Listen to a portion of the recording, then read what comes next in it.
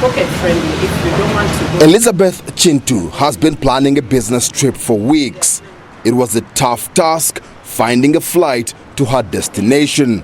I'm using South African Airlines tomorrow to fly out to Perth, Australia. It's the shortest, 15 hours, whereas everybody else is 24 hours and above. The weekend flight will probably be one of the last airsafe flights from Uganda. The airline recently announced it will cease all its flights to and from Uganda's Entebbe International Airport at the end of February. Uganda's aviation authority is keen on filling the void. We are unfortunately losing South African Airlines. We are in negotiations with Airlink, which is also South Africa-based airline, which has plans of commencing direct flights to Entebbe.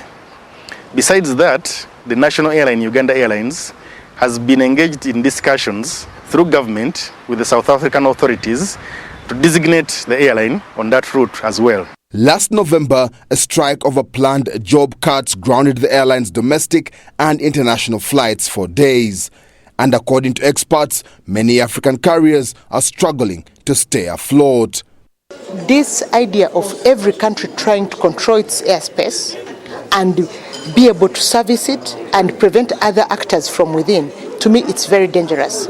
We don't have the numbers, our economies are generally weak, and the majority of industry, the majority of countries where airline business is trying to survive or keep up or above average, these areas, it is the internal flights that they are relying on.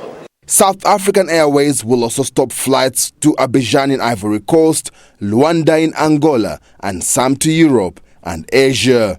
The office in Kampala will remain operational, but the number of clients will certainly drop. There is, however, some hope of recovery. The South African government has set aside over $1 billion in debt servicing, and that could keep the airline in business for a while. Ssenyange, SABC News, Kampala.